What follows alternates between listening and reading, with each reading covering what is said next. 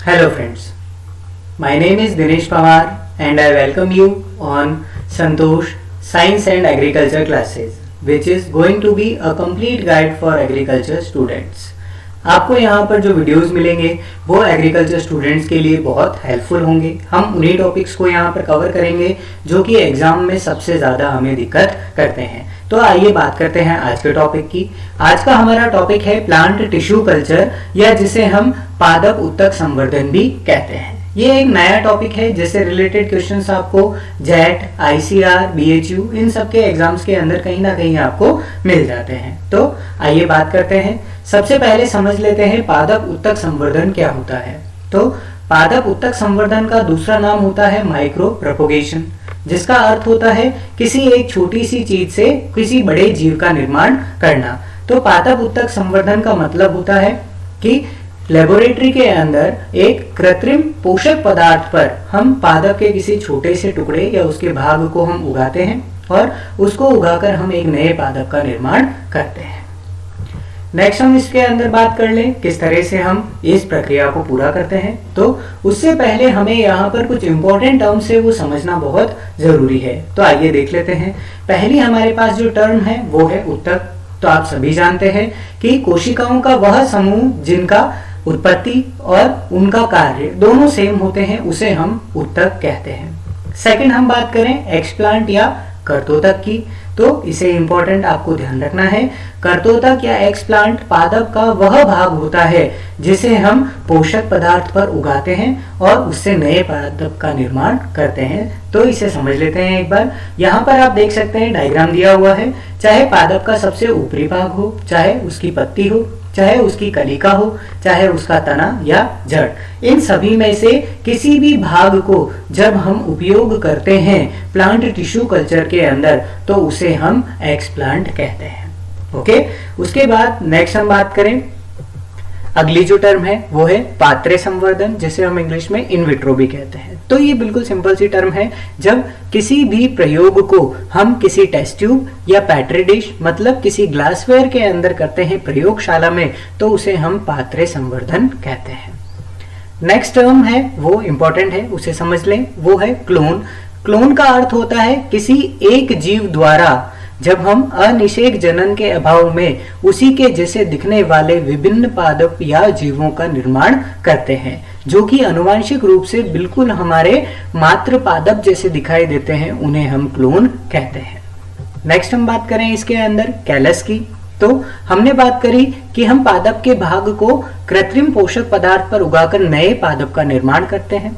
ठीक है, तो नए पादप के निर्माण से पहले उस भाग में कोशिकाओं का निर्माण होता है और कोशिकाओं का वह समूह जो कि अविभाजित होता है और जो कि अनिश्चित आकार का होता है उसे हम कैलस कहते हैं। यहाँ पर आप डायग्राम में देख सकते हैं, आपको डायग्राम दिया हुआ है। ये जो हमारे छोटे छोटे टुकड़े दिख रहे हैं ये किसी पादप के भाग थे और अब इन पर कोशिकाएं बनी हुई है जो कि निश्चित आकार की नहीं है और अविभाजित भी नहीं है, तो इन्हें हम कैलस कहते हैं। उसके बाद हम बात करें नेक्स्ट टर्म जो है पोषक पदार्थ। पोषक पदार्थ की बात करें तो ये एक कृत्रिम रूप से बनाया हुआ एक ऐसा न्यूट्रिएंट मीडियम है जिसके ऊपर हम पादप के विभिन्न भागों को उगाते हैं। ठीक है, तो इसके अंदर हमें समझना जरूरी है कि इसमें क्या क्या चीजें हमें डालनी होती है। तो सबसे पहले इसके अंदर हमें अगार अगार का उपयोग करना होता है। ठीक है, तो इसका नाम आपने कहीं ना कहीं सुना जरूर होगा। कमेंट बॉक्स में मुझे कमेंट करके जरूर बताएं कि अगार अगार को किस जीव द्वारा प्राप्त किया जाता है। फिर हम बात करें इसके अंदर हम अगार अगार के अलावा पादप हार्मोन का भी उपयोग करते हैं जो कि ऑक्सिन और साइटोकाइनिन होते हैं। फिर इसके अंदर अकार्बनिक लवण भी होते हैं जैसे NaCl है या सोडियम कार्बोनेट है, उनका उपयोग होता है। फिर इसमें प्रतिजैविक भी होते हैं ताकि वहां पर कोई बैक्टीरिया दूसरे ग्रो नहीं हो जाए। फिर इसमें विटामिन और कार्बोहाइड्रेट भी इसके अंदर उपयोग किए जाते हैं। फिर बात करें नेक्स्ट, इसमें हम पूर्ण शक्तता, ये एक इंपॉर्टेंट पॉइंट है जिसको बीएचयू ने पूछा हुआ है, इसको ध्यान रखें। तो पूर्ण शक्तता या इंग्लिश में हम कहते हैं टोटी पोटेंसी। तो ये किसी भी एक छोटी सी कोशिका की वह शक्ति या वह क्षमता होती है जिसके कारण वो किसी एक नए पादप का निर्माण कर सकता है। और पूर्ण शक्तता की खोज किसने करी थी? वो थे जी हैबरलैंड, जिन्होंने 1902 में पूर्ण शक्तता की खोज करी थी और इसी कारण से हम इन्हें पादप उत्तक संवर्धन के जनक भी कहते हैं। तो ध्यान रखें, पादप उत्तक संवर्धन या प्लांट टिश्यू कल्चर के जो फादर हैं वो है जी हैबरलैंड। फिर हम बात करें इसके अंदर नेक्स्ट राइजोजेनेसिस, और इसी के साथ एक टर्म है जिसे हम बोलते हैं कैलोजेनोसिस। ठीक है, तो राइजो का मतलब होता है रूट या जड़ और जेनेसिस का मतलब होता है बनना। तो जब पोषक पदार्थ पर किसी भी कैलस द्वारा सबसे पहले जड़ों का निर्माण होता है तो उसे हम राइजोजेनेसिस कहते हैं, और अगर कैलस द्वारा तने का निर्माण होता है तो उसे हम कैलोजेनेसिस कहते हैं। ठीक है, यहां पर समझना जरूरी है कि राइजोजेनेसिस क्यों होता है। तो हमने बात करी थी, हम पोषक पदार्थ के अंदर हार्मोन्स का उपयोग करते हैं, साइटोकाइनिन और ऑक्सिन का। तो जब ऑक्सिन ज्यादा मात्रा में होता है तो कैलस द्वारा सबसे पहले जड़ें बनाई जाती है। तो ये जो प्रोसेस है अधिक ऑक्सिन के कारण उसे हम बोलते हैं राइजोजेनेसिस, और अगर साइटोकाइनिन की मात्रा अधिक होती है तो वहां पर तने का निर्माण पहले होगा और उसे हम कैलोजेनेसिस कहते हैं। नेक्स्ट हम बात करें पादप उत्तक संवर्धन के प्रकार। ये एग्जाम के लिए सबसे इंपॉर्टेंट टॉपिक आपका इस सब्जेक्ट से बनता है। तो आइए बात कर लेते हैं। पहला जो उत्तक संवर्धन का प्रकार है उसे हम बोलते हैं अंग संवर्धन। तो पादप के किसी भी अंग का जब हम उपयोग करते हैं संवर्धन के अंदर, जैसे हम बात करें या तो उसके शीर्ष भाग का, या हम बात करें उसके जड़ का, या फिर किसी पत्ती का, या हम कह सकते हैं उसके फूल का, तो इनका उपयोग करके जब हम नए पादप का निर्माण करते हैं तो उसे हम अंग संवर्धन कहते हैं। ठीक है, फिर हम बात करें नेक्स्ट इसके अंदर विभजोतक संवर्धन, जो कि बीएचयू में भी पूछा हुआ है और जेट के अंदर भी पूछा हुआ है। इसको ध्यान रखेंगे, इसके अंदर कुछ इंपॉर्टेंट पॉइंट्स है वो डिस्कस कर लेते हैं।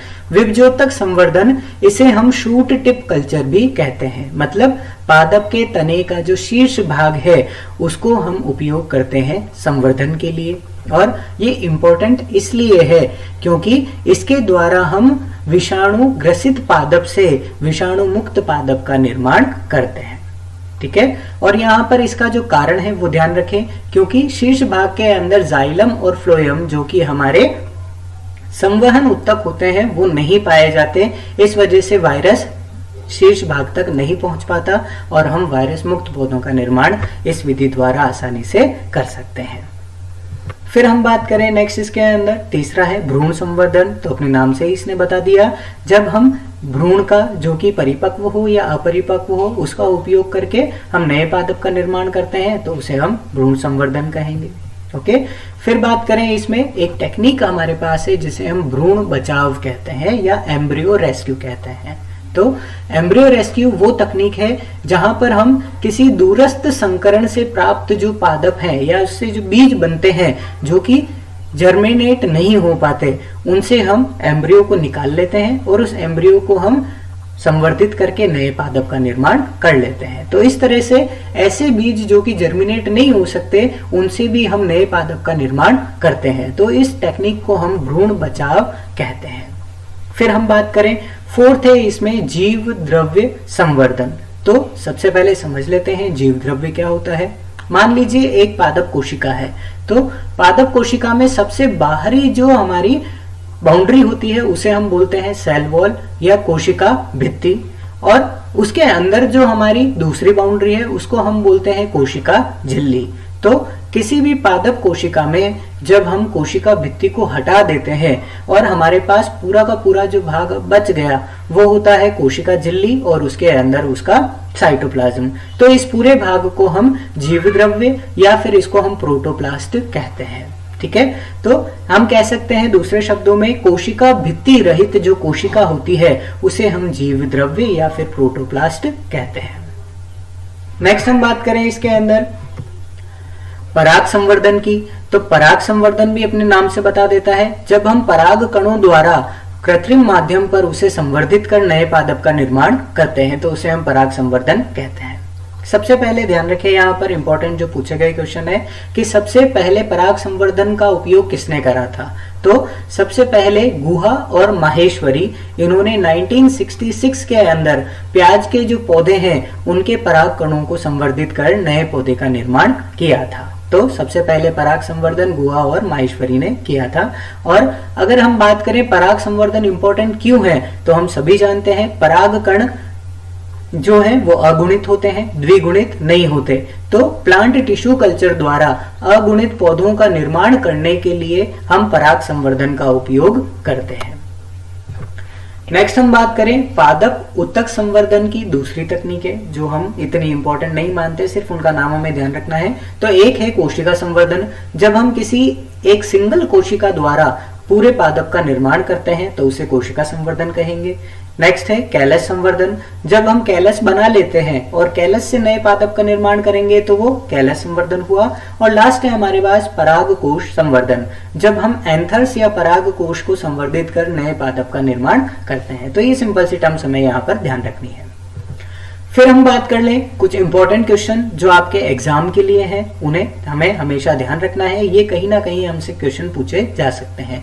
तो एक तो है पादप संवर्धन के जनक, तो हमने बात करी थी कौन है, जी हेबरलैंड, जिन्होंने 1902 के अंदर सबसे पहले पूर्ण शक्तता की खोज करी थी।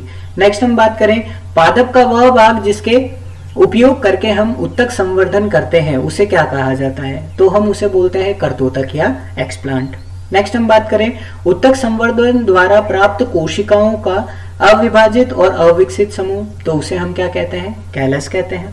फिर हम बात करें उत्तक संवर्धन में उपयोगी पादप हार्मोन, तो हमने देखा कि दो पादप हार्मोन हम उपयोग करते हैं मुख्य रूप से, एक तो है ऑक्सिन और एक होता है साइटोकाइनिन। अगर ऑक्सिन ज्यादा मात्रा में होगा तो क्या होगा, राइजोजेनेसिस, और साइटोकाइनिन ज्यादा मात्रा में होगा तो क्या होगा, कैलोजेनेसिस। ठीक है।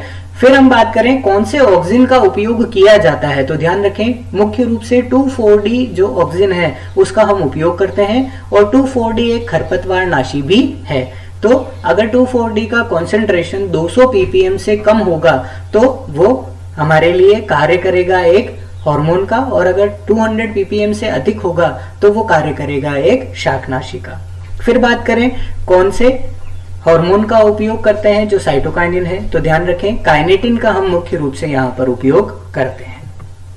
नेक्स्ट हम बात करें उत्तक संवर्धन का दूसरा नाम, तो हमने शुरुआत में देखा था, इसे माइक्रो प्रोपोगेशन कहते हैं। फिर बात करें अनुवांशिक रूप से जो मात्र पौधे के समान प्राप्त पौधे होते हैं उन्हें हम क्या कहते हैं, तो हमने समझा था उसे हम क्लोन कहते हैं। फिर ऐसी कौन सी तकनीक है जिसके द्वारा हम विषाणु ग्रसित पौधों से विषाणु मुक्त पौधों का निर्माण करते हैं, तो वो कौन से हैं, बिल्कुल सही, उसे हम कहते हैं विभजोतक संवर्धन। और उसके दूसरे नाम भी आप ध्यान रखें, एग्जाम में आपको वो भी देख सकता है। तो इसको हम मेरिस्टम कल्चर भी कहते हैं और शूट टिप कल्चर भी इसको कहा जाता है। फिर हम बात करें एक कोशिका द्वारा नए पादप के निर्माण करने की जो क्षमता होती है उसे हम क्या कहते हैं, तो उसे हमने नाम दिया है पूर्ण शक्तता, या उसे इंग्लिश में हम टोटी पोटेंसी भी कहते हैं। और लास्ट हम बात करें कोशिका भित्ति रहित जो कोशिका होती है उसे हम क्या कहते हैं, तो उसे हम प्रोटोप्लास्ट या फिर जीव द्रव्य का नाम देते हैं। ओके, मैं आशा करता हूं कि आपको ये वीडियो अच्छा लगा होगा और आपको इससे कुछ ना कुछ अच्छी इन्फॉर्मेशन जरूर मिली होगी और वो आपको एग्जाम में जरूर काम आएगी। तो थैंक यू सो मच। और अगर आपको ये वीडियो अच्छा लगा तो प्लीज इसे लाइक करें। अगर आपको लगता है कि ये इन्फॉर्मेशन आपके दोस्तों के भी काम आ सकती है तो इसे शेयर करना ना भूलें।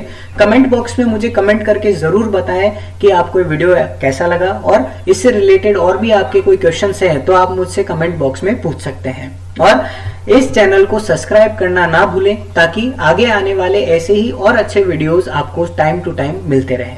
Thank you.